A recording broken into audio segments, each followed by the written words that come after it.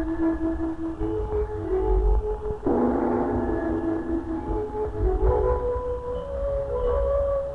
the equator, between the Java Sea and the Indian Ocean, only a night's voyage from Singapore, lies the enchanted island of Bali, gem of the Dutch East Indies, formed of 7 volcanic peaks, at the base of which nestle innumerable little villages of small palm-thatched houses. Over 1 million people live in this tropical paradise. Their civilization and religion are very old. Ancient Hindu temples and shrines of fantastic architecture symbolize a creed that has come down through the centuries. Elaborate and grotesque carving challenge the imagination. Temple gates of ornate design that have watched generations come and go. Everywhere on the terraced hills and in the valleys are seen the workers and their water buffaloes tending the rice crop. Rice is a principal food. It is gathered into sheaves like wheat. The women do the harvesting, for true to the traditions of the tropics, the men shun work. The sheaves are dried in the sun, and the rice grains threshed free from the stems. In a primitive but efficient way, the rice is pounded, and with an untiring rhythm, the girls keep up the work hour after hour without fatigue.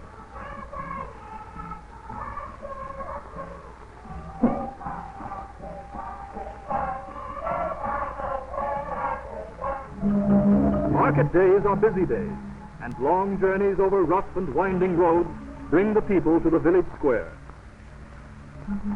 Into town they come from miles around. Everyone is happy, and gay chatter echoes along the way. The men prefer to ride on the ox cart. It's certainly easier than walking with weighted head. Why should they work anyway, with plenty of sturdy women folk about?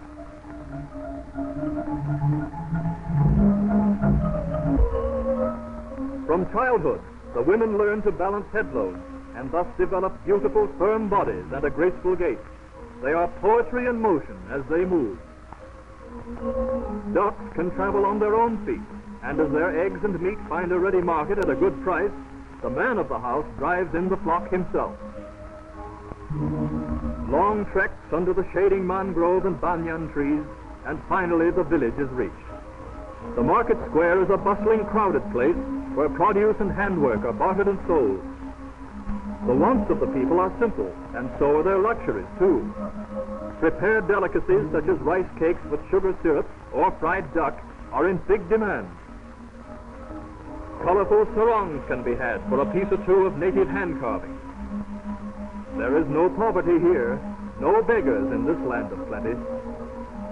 Betel nuts wrapped with lime in a large fragrant leaf are a stimulating confection, but they do stain the teeth and lips a vivid red. Cockfighting is a native sport and affords a chance for the men to gamble.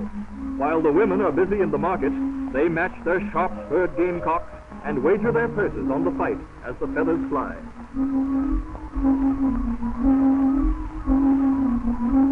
At the end of the day, Renang counts her meager coins and wonders what she buys is half as precious as the things she sells.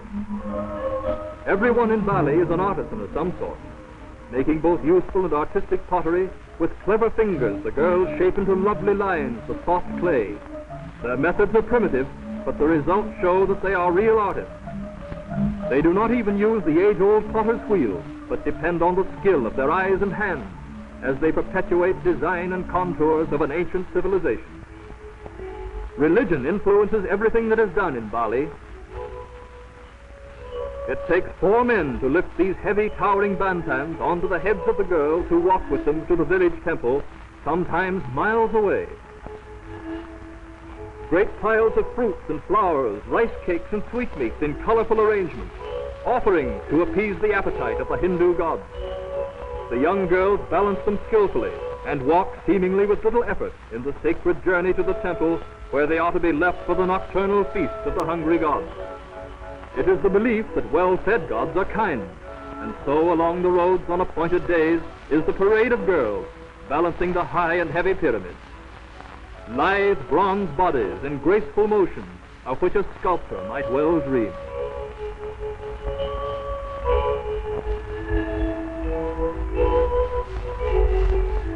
From the temple tower, the priests call the people. And from all the countryside come the women and the girls with offerings. There is an elaborate array of rare assortments, generous offering of a land of plenty.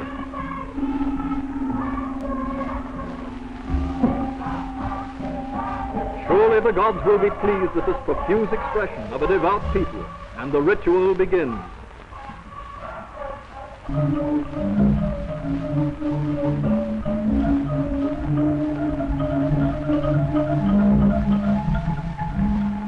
The priest chants his incantations, and fragrant incense rises before the altar.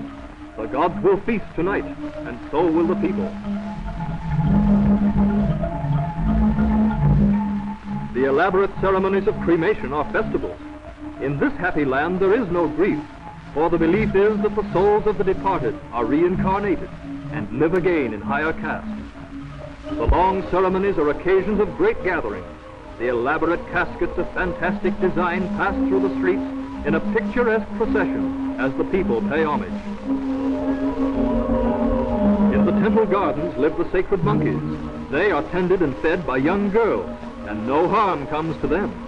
But they are only monkeys just the same, like their brothers in a zoo.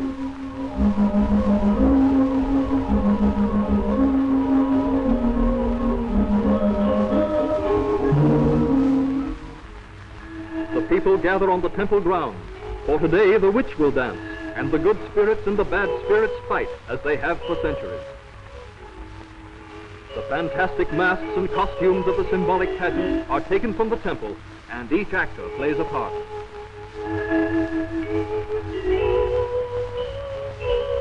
Dancing girls enter the temple square with costumes heavier than themselves, and to the weird cadence of the gamelan orchestra, the masked drama of Jenga begins. In the strange fabled story, the witch is a principal character, with her hag-like mask and disheveled hair. The bad spirits take the stage and threaten the peace of the living and the souls of the dead. Barong the lion is a ferocious creature, and he threatens the evil witch. His fierce growling countenance challenges, and his strong jaws snap. The struggle of good and evil is underway. And the theme of accompanying music catches the mood of the traditional posturing of the dance drama.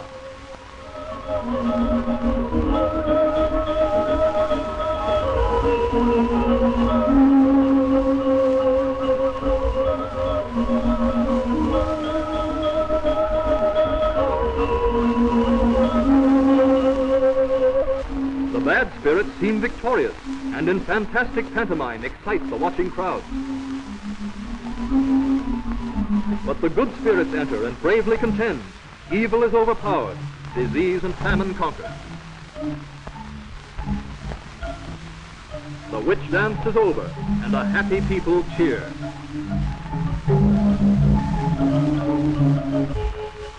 The occasion is one for hilarious celebration, and the Ligong Dance begins. Strange rhythm of trained bodies, elaborate costumes and headdresses, exotic music, mystic movements, fluttering fans. Sayu, the little market girl, wistfully watches, for only the high caste girls can dance.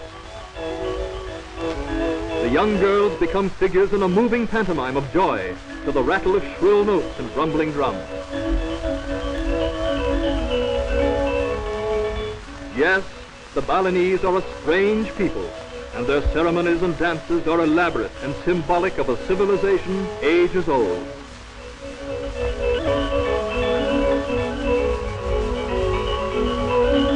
People of other lands envy these happy natives, living in a tropical splendor, still untouched by the worries of a troubled world. Tomorrow, under waving palms, they will sing and dance again.